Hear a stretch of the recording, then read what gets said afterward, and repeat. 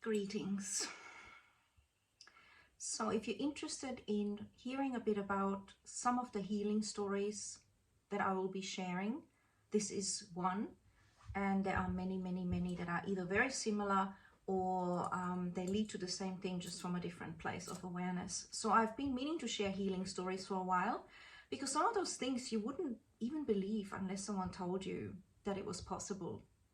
So most of the time, a woman will come to me and just not know why she's stuck. Yeah, because she knows she's a good person, and she knows she's tried things and it just doesn't make sense. So what happens is, when they work with me, we find out what the root cause is. So in a nutshell, when you find out the root cause, that depends on how deep she wants to go, because we can go to when we were 3-year-old, 4-year-old, at birth, at conception, anywhere in between. And people that are open to that also can open to past lives, or you could look at it as a generational pattern, which is passed on through the DNA, depending on how you look at it, or through an actual past life experience, or experience in a different dimension. Whether that's real or not doesn't even matter. What actually happens is it heals and completely shifts the woman so much that afterwards, when I have to remind her of what her problem was, it seems completely insignificant. So one woman, for example, came to me, and I make it a bit of a blend of two women so that no one feels identified. And she just didn't understand why she kept self-sabotaging, why she didn't have the confidence to go through with things, and as a consequence of that, why she felt so isolated, and it wasn't shifting for her. I didn't know either, because she seemed like a wonderful person, and to me, I thought the world could be her oyster, and it could, to all of us, to every single one. So I then offer that questionnaire, which generally starts a great process in uncovering the limiting beliefs and what has happened so far in the woman, the lady's life. Anyway, what happened in some cases, and in this particular one, is that she was told a lot in her childhood that life was tough, that her dreams were ridiculous. And she also saw in her parents, by example, that, you know, life is, unless you work really hard, you get nowhere. And it was very off-putting, because they were always struggling in some way. So the unconscious will say, well, working hard isn't going to do it either. So I might as well find what I really love so I can enjoy it, which is wisdom. That's what we learn. But then what happens is that it still sabotages, because there's fear of success, which hasn't been modeled by parents, fear of losing oneself amongst it, and fear of failure on top of that. We humans are very, very complex. And so realizing that and discussing that is huge, like you would with anybody, with a best friend, with somebody that understands these things, reading about it in a book, seeing a psychologist.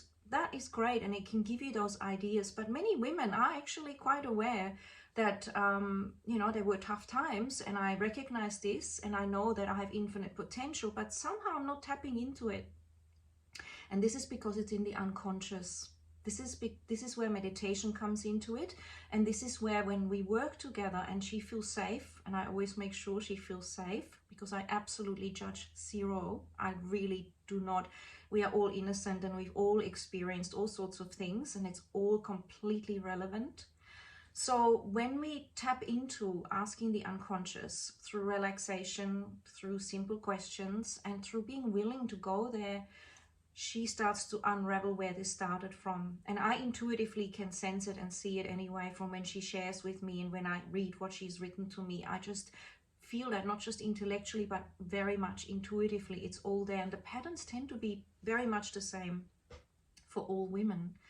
So, you know, if a father wasn't very supportive, that's one story. If the mother wasn't very supportive and there was just a grandmother, that's another story. And they both lead into different avenues.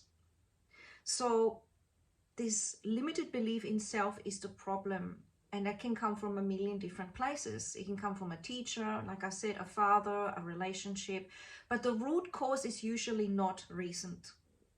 When we have this in recent life, say when we've experienced it as a teenager, that means it started earlier on. Most patterns are developed and set by the time we're 5 and earlier.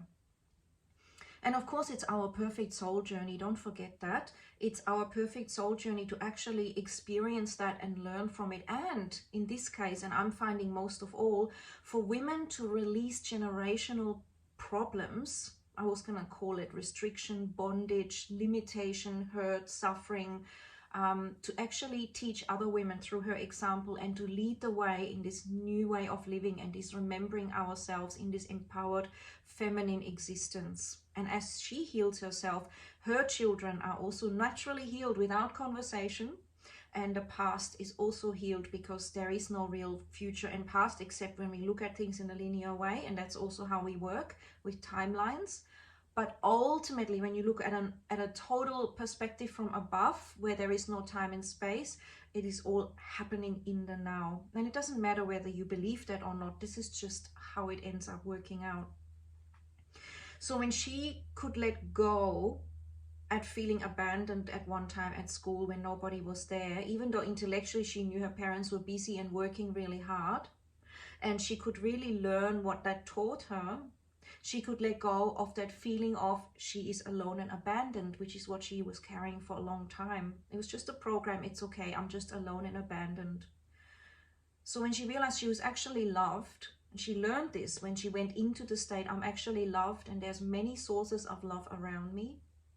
And if I open to that and open to my love of joy and connection within me even, and maybe the butterfly or the tree or my teacher or the sky or just my presence or my friendships, and I just open up to that, I will notice there's love all around me. And my parents did the best they could. They always have. So this channeled focus on our parents or whoever raised us keeps us limited. They did the best they could, and we know that mostly. But how do we really feel that? When we go into that space, we literally recognize that, and we literally realize how much they actually did do for us and how much they actually struggled. So then that forgiveness becomes natural. We don't even have to do a forgiveness process. And the empowerment comes natural because she realizes in that moment that she can make a different choice.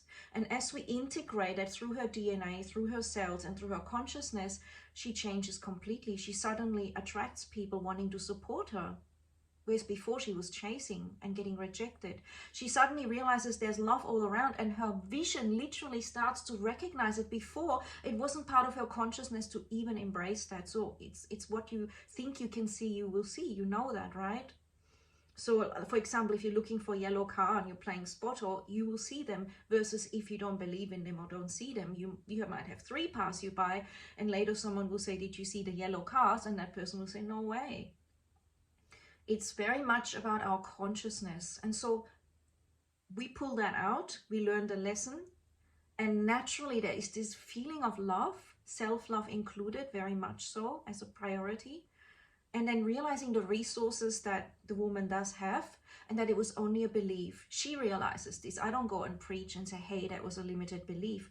She discovers that I see it, and she goes there with the guidance and me holding space and using those tools. And it's very easy, and it's not like re-traumatizing. It's not, all that stuff. The tears only come usually as a release. The tears only come because there's this love that is felt and this natural ease and release that can arise very quickly within one session. So now she's free and she's watching how her life is changing. Wow, Sabine, this never happened to me before. I haven't even efforted and tried. And this is how it is, because we are magnetic, and the magnetism will speak and attract. And also when we've learned our lesson, which we've enrolled in and which we've chosen to learn as a soul on a journey, and we've learned that, we don't have to go through the same challenge again. It's just natural. It's like you realized it. Now, she may get another test one day to master it, maybe in the most subtle of details, and see it, yeah, there it is, this. That's fine. But she'll be fine. She'll recognize it. I've talked to other women that have had issues with getting partners and getting, the right boyfriend and attracting the same type that was doing the same thing. And then when we've had 1 or 2 sessions, she realizes completely, I can see it a mile away now.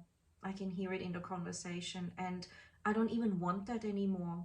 I straight away have a loving way to remove myself. I don't want to put myself through that again. Whereas before it was all about, I'll better please them so I get the attention and that feeling of, you know, maybe they'll change. But that stuff doesn't happen anymore. It becomes really, really exposed, and you vibrate differently. You know that yes, people can change, but some never do. And some could take years, and it's not always your place. In fact, most of the time when you're thriving, it's not your place to try to rescue others at all or to heal them, so to speak. They have to want to do it themselves, and you want to walk together side by side, honoring each other and growing together, rather than a rescue codependency thing that starts up, which doesn't leave anyone feeling really satisfied, not on a deep level.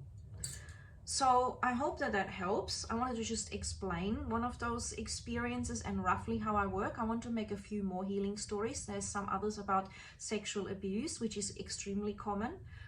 Shockingly so, and people facing that, I admire them so much. It is just so common, and that we talk about this, these intuitions, these remembrances, and even when our parents have told us that they were sexually abused, realizing that it's likely they attract someone that is also potentially sexually abusive, either to themselves or their children, because this has to be exposed and learned. This stuff cannot live under the carpet.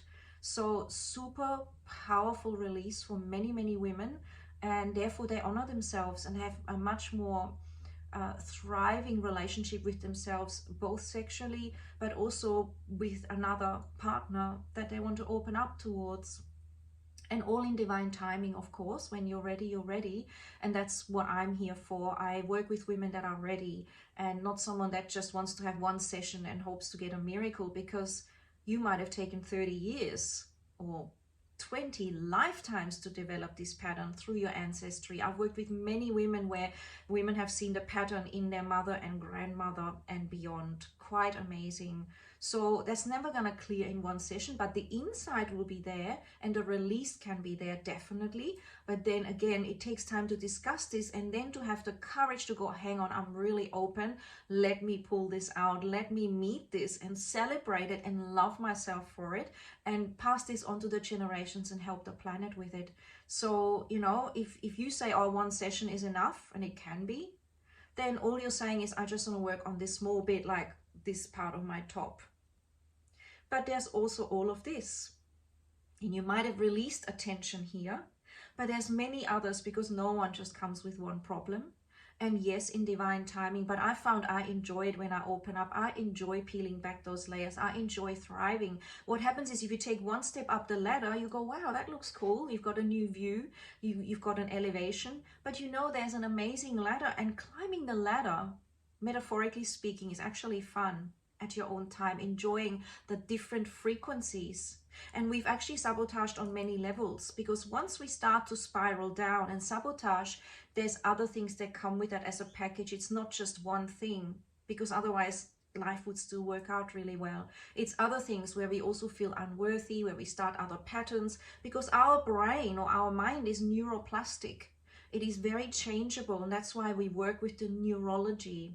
So we change one pathway and other pathways will get exposed and new pathways can be formed. So it's like, you know, just doing the smallest thing, trying to cook by starting with maybe some butter and some salt or some onion.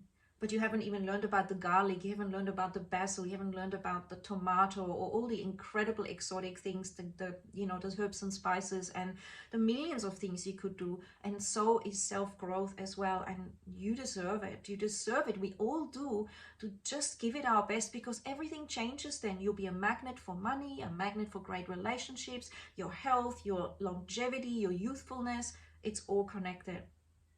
Okay. Hope you're having a good moment of now, and feel free to ask questions and enjoy being you, and realize there's many layers that you've put on top of yourself, or that have been there, that are really hiding who you really are. Your majesticness, your radiance, your beauty, your truth, your capacity. Okay, ciao for now.